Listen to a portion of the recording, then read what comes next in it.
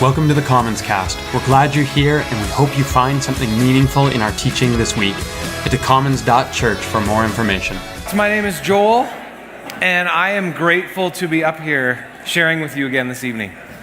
There's a benefit for me on weeks when I'm teaching, and that's I spend a lot of extra time diving deep into these stories, into their histories, into their different perspectives, and then using everything that I gather up and paying attention to what that's doing in me, what that maybe is forming in me, and then how I think that maybe translates into something for the rest of our community here. Basically, it's just beautiful to be able to pay close attention to God and to myself and to these stories for the sake of standing up here for half an hour on Sundays. I was up a few weeks ago. I was talking about David and Goliath. But a lot has happened in those few weeks. Bobby and Scott have continued our journey through the summer series, The Life of David. I also got a haircut and shaved my beard. No reason, I just missed my face, which I think some of you understand. Other things that happened in the last few weeks. Michael Phelps raced a shark on Shark Week, but then not really, because deep down we're all liars, but especially the Discovery Channel. Sorry, I got duped.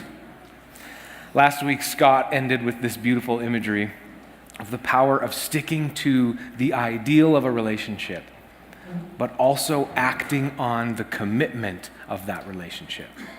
And in 1 Samuel chapter 20, Jonathan's commitment to David helps get David the getaway that he needs into the desert and away from Saul, who's now trying to kill him. And that is what we're focusing on today, David and the desert. And as the teaching schedule went out this spring, I will admit that I was excited to have pulled David and Goliath. I was excited for that one. It was a really fun sermon to write. But this week, David and the desert. As I prepped for David and Goliath, I had weeks of ideas and notes and jokes and reading lists, and it was really, really fun. And as today got closer and closer, I realized that I had written an entire sermon on David and the desert. And I was super disappointed in myself. Because not only is that a painfully bad dad joke, it was also sort of true. Because all I had for the longest time was that joke itself. This was harder. This was harder for me at first. Our story today covers multiple chapters from 1 Samuel and multiple incidents.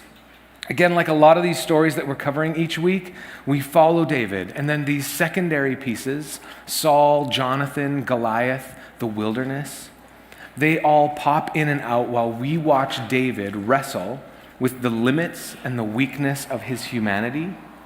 As well, we watch him be formed by a constantly deepening, authentic relationship with God.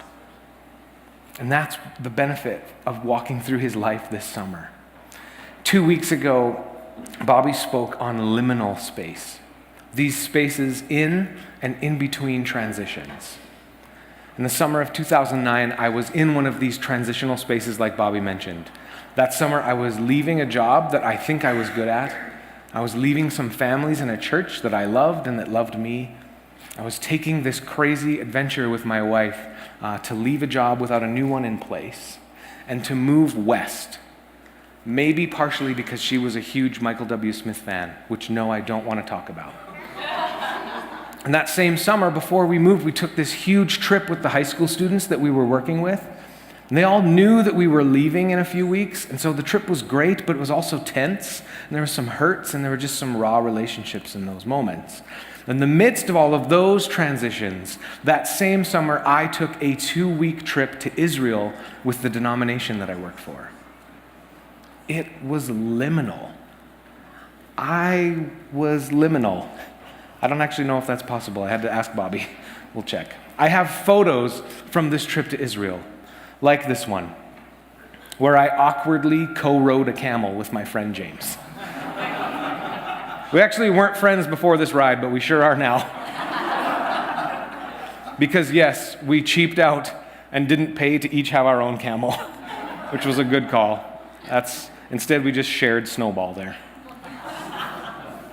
The problem is that I am not the best at remembering things in any normal season of life.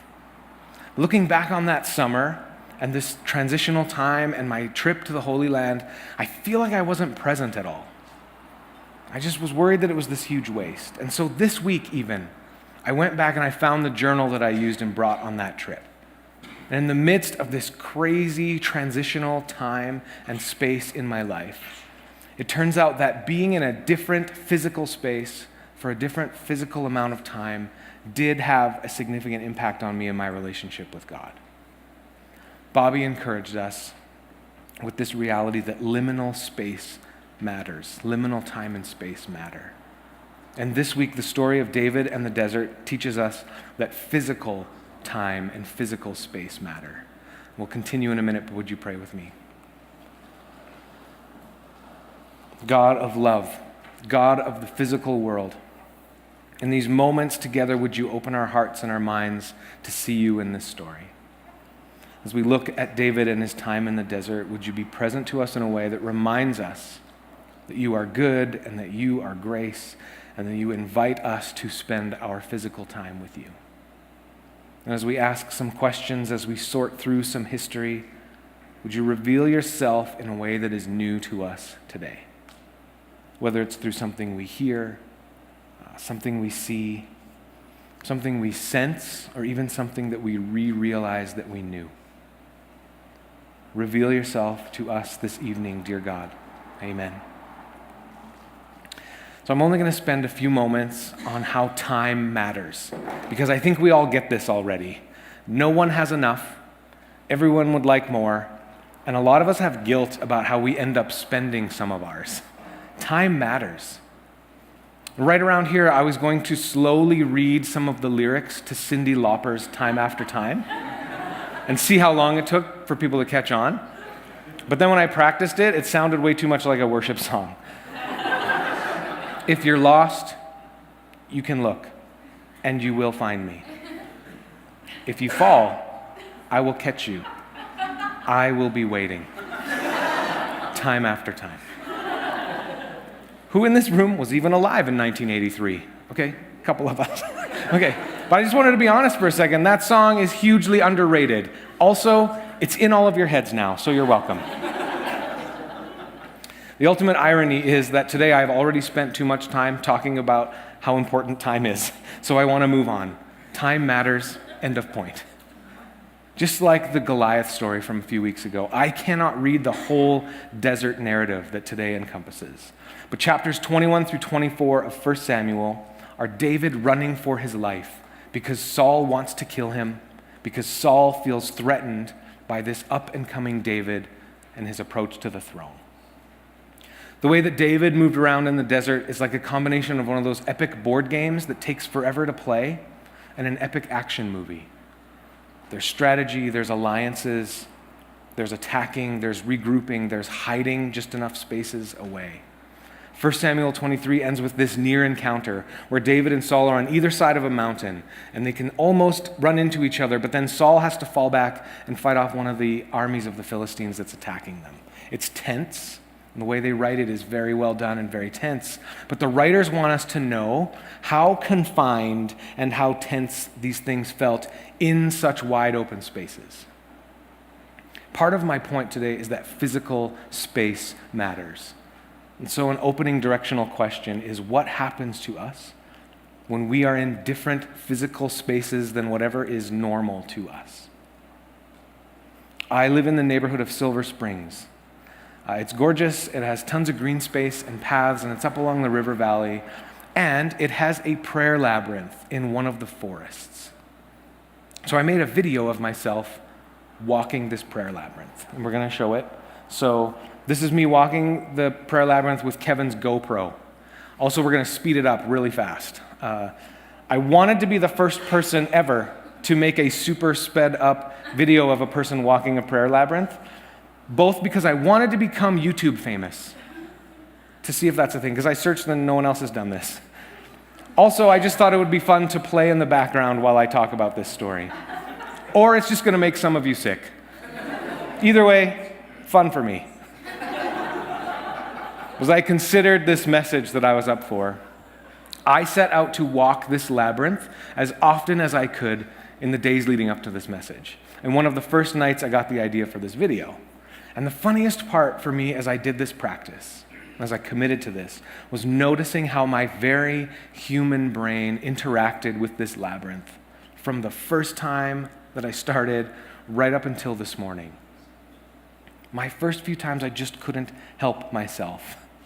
I would take a few steps when I would look to the side a little bit, and I would think, I wonder when this path gets on that path. Or shouldn't I actually be on that path now? Is this the leg that takes me up to the center? Or is this even going the right way? On all the way down to, I think this is going the wrong way. I think someone built this labyrinth wrong. Which, if you have done a labyrinth, is essentially the opposite of where you're supposed to get to when you encounter one. Instead, you aim for quiet. You focus on one step at a time. You create space in your head and in your heart to experience God in a way that you are not controlling or directing.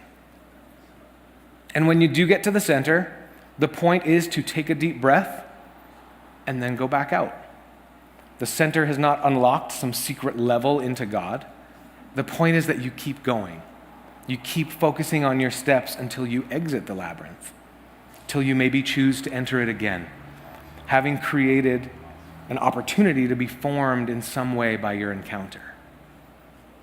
Now, this isn't just about me becoming YouTube famous, and maybe some of you are sick, so we'll stop the video. We'll come back to that a little bit later. The wilderness is our secondary character this week. As I said, we've had Goliath and Saul and Jonathan, each of those characters helping form the narrative of David's human story as he becomes the God-anointed king. So I want to spend some time talking about the character wilderness. The Judean desert is not like the desert that we think of in the movies, with endless rolling hills of sand and nothing else. There are cliffs, there are rocks, there are 1.5 million places to hide, and there are 10 times that many places to get hurt or be killed. And in the midst of this, David runs and hides, and runs and hides. Physical space matters. What we're going to talk about today is that while David is on the run in this physical space, in this physical wilderness, he has a metaphorical wilderness experience as well. He has nowhere to go. He's surrounded by Philistine enemies. He can't go back to his family. He's not yet who he's supposed to become, king-wise. And if he slows down or stops, he'll get killed. So as I thought about this week, I felt like the story in these chapters, it culminates in this merging of the ideas of the physical and the metaphorical wilderness. And just so we don't lose each other, the metaphor for wilderness and the literal wilderness are going to be interchangeable as we move forward in the story today. Scott said last week that we often find ourselves in places of difficulty, waning health, relational conflict, or an undetermined future. And these are pictures of metaphorical wilderness. As for physical wilderness, the physical wilderness, we are all drawn to it. We live about an hour's drive, some of the most beautiful, rugged wilderness that you could dream of setting up a curated Instagram selfie. If we are in this wilderness long enough, we begin to change. We begin to see, to hear, to feel, and maybe to know God and ourselves differently. Nancy Newhall says, "The wilderness holds answers to questions that we've not yet learned to ask." I asked one of my friends who's a pastor this week, who was with me on that Israel trip, to maybe share with me any of his pastoral insights into our time in the desert, in the wilderness in Israel. And he just texted me back and said, "My pastoral takeaway is, it was freaking hot." And I said, "Thanks." And that didn't help. So I actually went and looked to a different pastor, Eugene Peterson, and he writes that in the wilderness, we see more, hear more, and yes, believe more, which is why it holds such a prominent place in our traditions of spirituality. Again, physically and metaphorically, wilderness space matters. Now, Peterson goes on to use this term circumstantial wilderness. And this is when we end up in a desert or in a wilderness not by our choosing, but because of what is happening to or around us. Losing a job, the ending of a relationship, etc. And I want to compare and contrast that circumstantial wilderness to this idea of intentional wilderness. Times where we choose to put ourselves in the wilderness. Because in 1 Samuel, David is forced into the wilderness. He didn't just choose to go wander outside and look for God. And there's a significant difference. We have to keep that in mind. One of the questions for today is, where am I choosing time and space away? Where am I choosing that kind of intentional wilderness? Maybe sometimes we think we need to get as far away as we can for true wilderness. I've got to get to the right spots. I need 2 weeks in Israel, or I need a full long weekend in the mountains. I just need a few days to get my stuff together. Maybe some of you even need to pilgrimage up to Silver Springs and experience some trees and grass. But wilderness can be just across the street or in your living room. Wilderness can be a break from whatever control you are exhibiting over your life. It's a place where we break from the routine, where we create physical time and space and opportunities for God to do something new in us. As this story unfolds in 1 Samuel, the other thing that we witness in the Judean wilderness is that as he chases David, Saul just comes undone. Saul spends all of his time focused on himself, what he doesn't have, what he fears he's losing or has already lost, and what he cannot control anymore. And he loses himself. He loses his grip on his kingship. He loses his people. He loses his character. And he loses sight of God. And too often, when I am faced with a difficult season of wilderness, I exhibit Saul's tendencies. I focus too much on myself or on the problem, and less on who God is and what God is doing in me. Now keep in mind, this is easy to say from outside of a physical wilderness moment. And if we're honest, maybe a lot of us default and begin to come undone like Saul does when we're faced with some circumstantial wilderness. But in David, we at least see what's possible. Because seemingly the more David is in that wilderness, the more he deals with God. The more he deals with God, the more he becomes himself. It's the opposite of Saul losing it. We can actually watch David become more of his true self as he's created by God. And we witness this in some of the desert psalms, the psalms that are attributed to David that he wrote while he's on the run in the wilderness. Psalms like Psalm 63 and 57. These are just some of the lines from those psalms. I earnestly seek you. I thirst for you. My whole being longs for you. Your love is better than life. I cling to you. Have mercy on me, God. In you I take refuge. My heart, God, is steadfast. My heart is steadfast. In spite of the fear, in spite of the oppression, in spite of the wilderness, we find these kinds of words dominating the music that David is writing. As we do every week in this series, though, we are not going to gloss over David's imperfections. We have to notice that David is no longer this innocent and unknown shepherd boy. His political savvy comes into play as he works his way across the wilderness, hiding from Saul. He's forming allegiances, he's making some alliances, he's gathering people to himself. One of the funny things that happens is in 1 Samuel 21, David acts crazy when a potential Philistine alliance starts to go wrong. So I feel like this is that all action movies that have been made in the last 50 years follow this trope. The bad guys catch the good guy, and they're like, we're going to kill him. And then the good guy starts acting crazy and talking weird. And they're like, oh no, we won't kill him. He's just crazy. Let him go. He's just crazy. This actually happened in this story. But at the beginning of his run in the desert, David actually lies to some priests to get some bread and to get a weapon. He's unsure about the priests' allegiances in this story, but he's still kind of this dirty trickster in this moment. He's just intent on saving his own skin. So again, we get both. His very human nature lying to save himself, and his character developed in these wilderness moments. We begin to see these moments where David moves beyond those expectations, and a God-formed character takes root more deeply in him. There's those priests that David lied to in order to get away.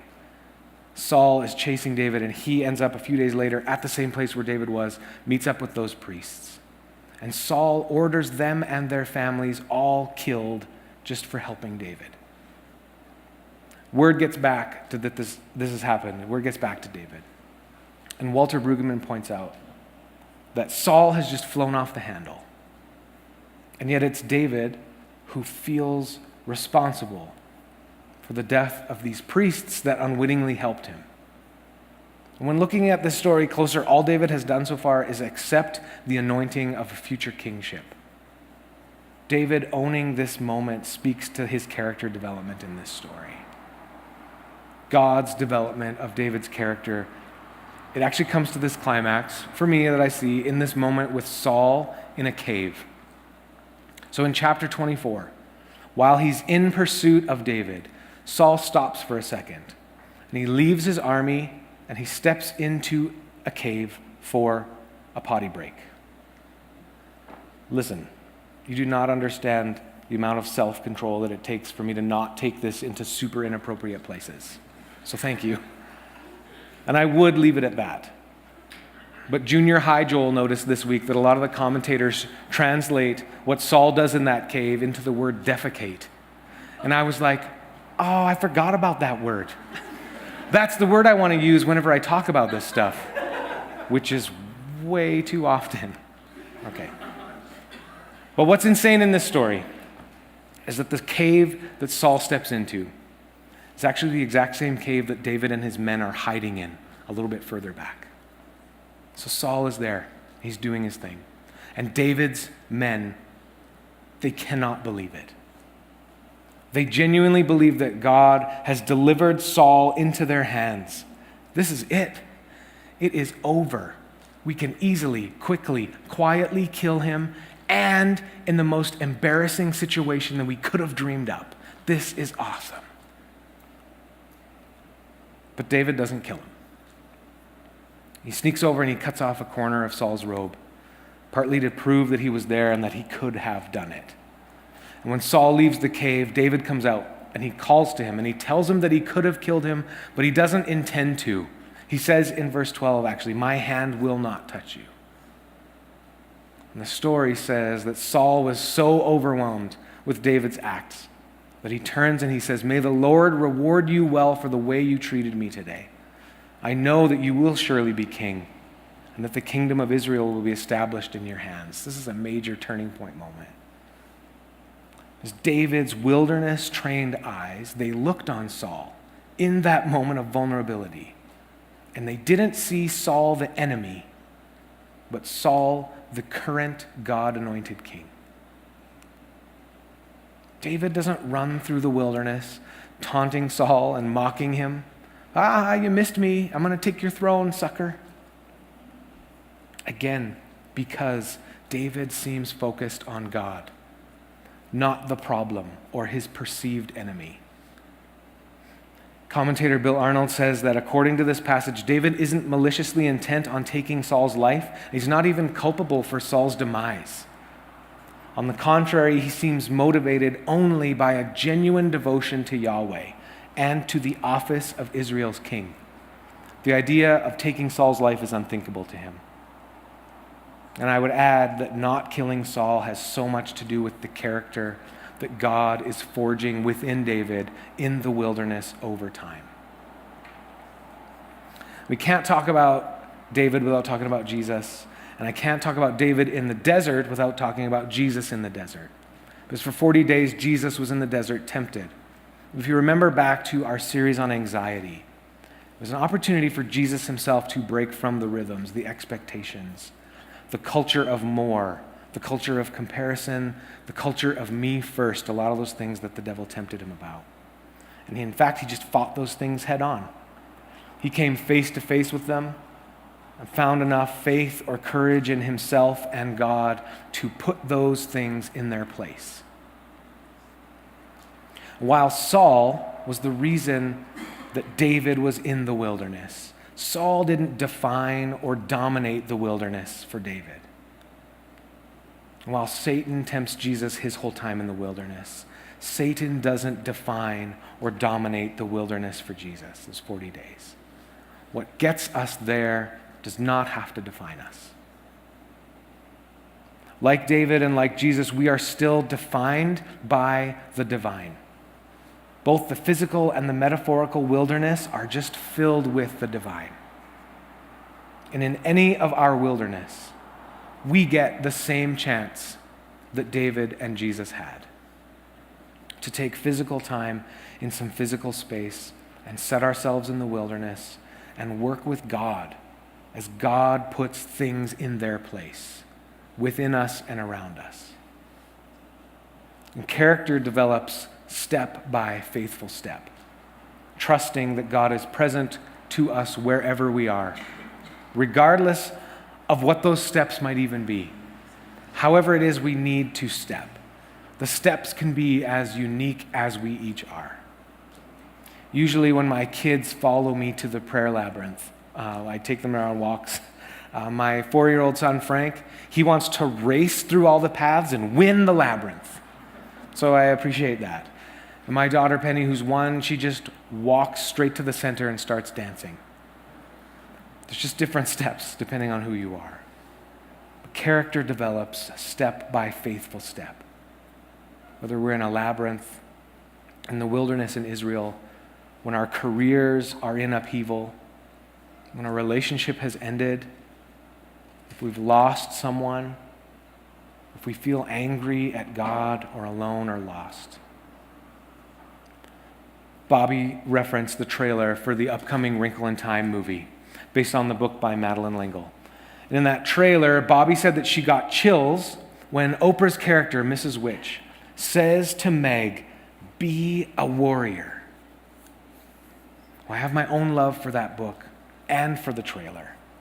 What's interesting is before Bobby even said that, I saw the trailer too because it came out that weekend.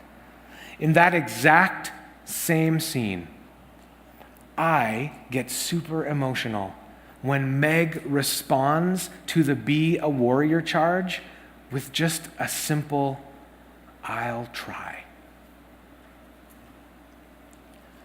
Walking faithfully in circumstantial or intentional wilderness is our chance to respond to the wilderness with, "I'll try." And so whether you have chosen to be, or if you have ended up circumstantially in some wilderness, may you have the courage to faithfully take one step at a time, not worried about the path beside you, or the one you might or should be on, or if the path is supposed to go right or left, or if it leads to the center or the end, or where that even is. But may you have the courage to faithfully try, to take one step at a time, looking for who God is and what God is doing. Trusting that as you do so, your character is being formed as you walk, and that the best parts of God's character can be revealed in our character as we come to know him more. I want to close with a prayer for people in the wilderness today. And this is an apt prayer whether you are in a circumstantial wilderness or whether you choose to be an intentional wilderness. I think that you'll find that this prayer of Thomas Merton, which we have prayed here before, beautifully echoes all of the Psalms that David himself wrote while he's in the desert. So would you pray with me? My Lord God, I have no idea where I'm going. I do not see the road ahead of me. I cannot know for certain where it will end, nor do I really know myself. The fact that I think I am following your will does not mean that I am actually doing so. But I believe that the desire to please you does in fact please you. And I hope that I have that desire in all that I'm doing. I hope that I will never do anything apart from that desire. And I know that if I do this, you will lead me by the right road, though I may know nothing about it. Therefore, I will trust you always, though I may seem to be lost and in the shadow of death. I will not fear, for you are ever with me, and you will never leave me to face my perils alone. Amen.